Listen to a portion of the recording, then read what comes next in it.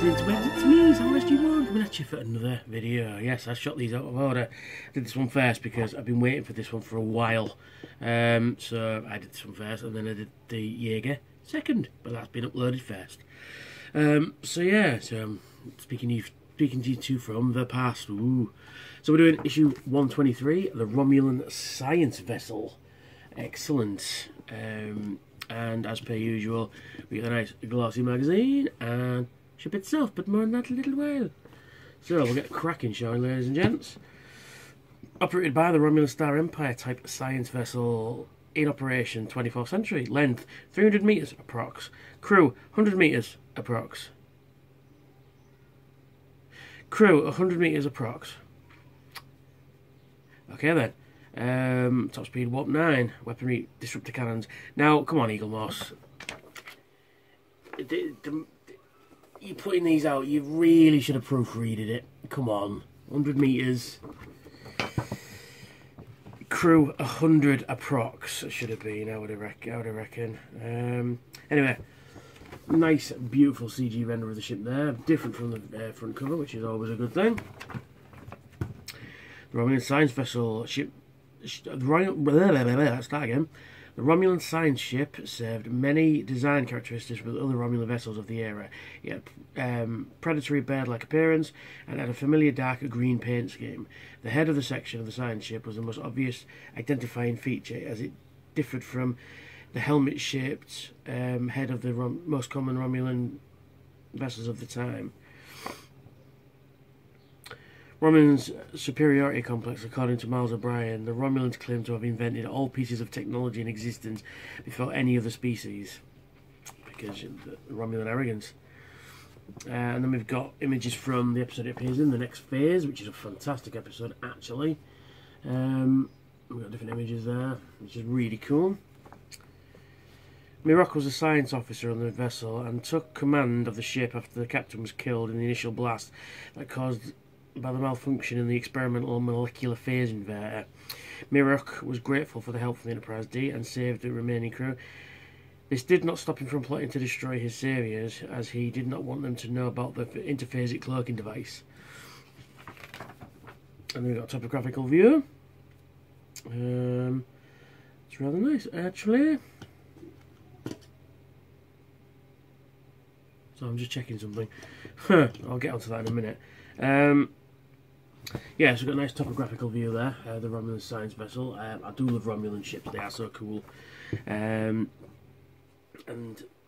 it's calling that a stabiliser fin. See what I was looking at?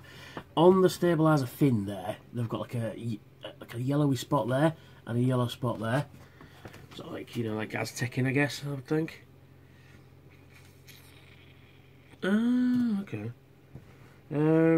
According to Jodie LaForge, in the early 2360s, the Klingons had tried to develop a similar interface generator cloaking technology that was being used on the Romulan Science Vessel. The Klingons were forced to abandon their research into the technology after several accidents. It appeared that the Romulans also gave up on this technology after this failure, as there was no further mentions of them using it. However, Starfleet had a fully working one almost. And the Pegasus. In 2370, it was discovered that Starfleet also experimented with, I've just said it, the secret phase cloaking device. It had been fitted to the USS Pegasus NCC 53847 in 2385. I can't even read. 2358. But the device failed and the ship became stuck in an asteroid. Romulan measured the units of pressure in millicoules. This was a unit, and units of energy of power flow in coulombs. It took 400 coulombs to power and restore the science vessel systems. USS Voyager NCC 74656 made a visual contact with the Romulan science vessel through a microwormhole that linked to the Delta Quadrant with the Alpha Quadrant. The Romulan vessel called Talvath was commanded by Dr. Telecromor, but it turned out it was 20 years in the past. We didn't actually see it on screen, but there you go. So there we go, creating the Romulan Science Vessel. I love these creating design sections. They're really cool, and you can see like where they started from and what they were going to do to it and that. I always love that stuff. It's really cool.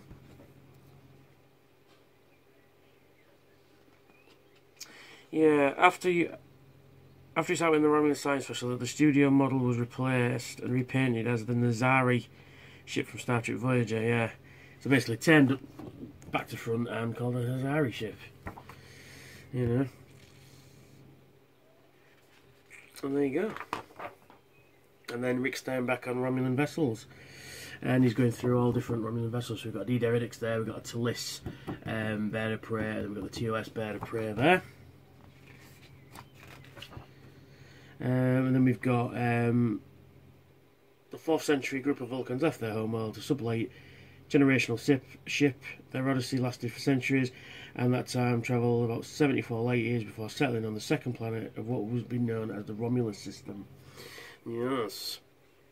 And then we've got a power distribution graphic for a Romulan warbird, which is really cool. I've never seen this before. That's really, really cool. And then we've got how a black hole generator, a black hole wormhole, a black hole engine works as well. That's pretty fucking cool. Yeah, and then we've got a Romulan engineering core there as well. That's really cool, actually. Quantum singularity engine was operated by compressing matter into incredibly dense streams of energy, which could be focused through dilithium chambers to the warp nacelles or power systems. There you go, and then we got on screen. First appearance, the next phase, designed by Rick Sternbach and Greg Ginn. Susanna Thompson, who played a female Romulan officer in the next phase, went on to play Jaya in The Frame of Mind. Lenara Khan on Deep Space Nine episode Rejoined, which was Star Trek's first lesbian kiss, I think you'll find. It's a good episode actually as well. Deep Space Nine Rejoined. And most notably, Ball Queen on Voyager. Meanwhile, Thomas Capacci, I'm saying that right, I think, who played Romulan scientist Mirok, went on to play as 7 more characters in the franchise. He was more prominent role as Kira Nerys' father, Kira Toban. After starring in Romulan role, the next phase came Brian Cousins, who played the officer Parem, I believe his name is. That was phased out with normal matter and tried to kill the Forge and Roe. Cousins went on to play the Borg named Croesus in Descent Parts 1 and 2, and Palani in the Enterprise episode The Catwalk. When it was believed that LaForge and Roe were dead, the crew of the Enterprise tried to come up with ideas for a fitting memorial service. It was during these discussions that it was revealed that the Bajoran death chant was traditionally performed at a funeral and was over 2 hours long, and it was never mentioned in Deep Space Nine, not once. And we've got a nice graphic on the back there as well. So, you stay there. Now onto the ship. This is fucking awesome. The scout ship is brilliant as well. Now this is just, again, the same kind of quality. It's brilliant. I love it. It's fantastic. The paint scheme is brilliant. The moulding lines are trying not to be visible, but they are a little. But, you know, you can't... That is what it is, you know. But it is just a fantastic piece. It really is cool. You've got some really nice... well, the green... Romulan green paint is lovely. You've got the sort of lighter green there, and the black sort of sensor arrays there. It's just a lovely thing. You've got, you know, clear nacelles, which is always good. You've got the sort of the back plate there, the stabilising fin, which I'm guessing if it's a science vessel, these are some kinds of sensor arrays, I would think. You know what I mean? Oh, sorry, something stuck in my fingernail there. Yeah. So yeah, it's wonderful. It's lovely. I wish they all were this quality. You know, some of them are a little off, but I mean, you've got the nose grill there, which is pretty cool. The only problem is, I'm not sure which way it goes up, because it's exactly the same both ways, except you've got a smaller fin at the top here, and then you've got a larger fin there. I believe it's that way around, but based on the joy line, I think it's supposed to be that way around. But it's no matter, it doesn't matter. But it's just brilliant. I love it. I think it's great. I think it's fantastic. I like the fact that the impulse engines are built into the warp nacelles, which is pretty cool. I love it. I think it's great. If you're cherry picking, this is definitely one to pick up. It's from a fantastic episode as well. The next phase, season 5, Next Generation. Oh, that's nearly rendered. Excellent. Another video that's rendering. Transformers review. Yes. So yeah. It's just brilliant. You know, like I say, you'd never get this model ever. I never got a scout ship model either.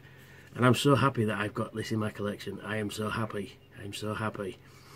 Because, you know, you can never have too many Romulan ships.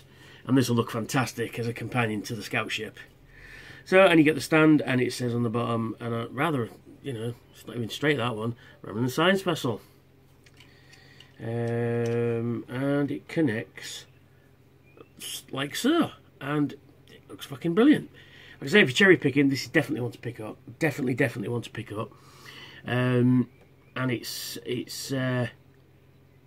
brilliant. I think it's one of the best ones I've done so far, I think. So, yeah, well, thanks for watching my review. Ring up the notification bell to tell you when I've got new content available, and hit that subscribe so, you know, you never miss a video. And check out my playlist here for other Star Trek Starships. And would you be so kind to donate to my Patreon, which will be here. So, thank you so much for tuning in and watching, and I will catch you all later. Bye for now.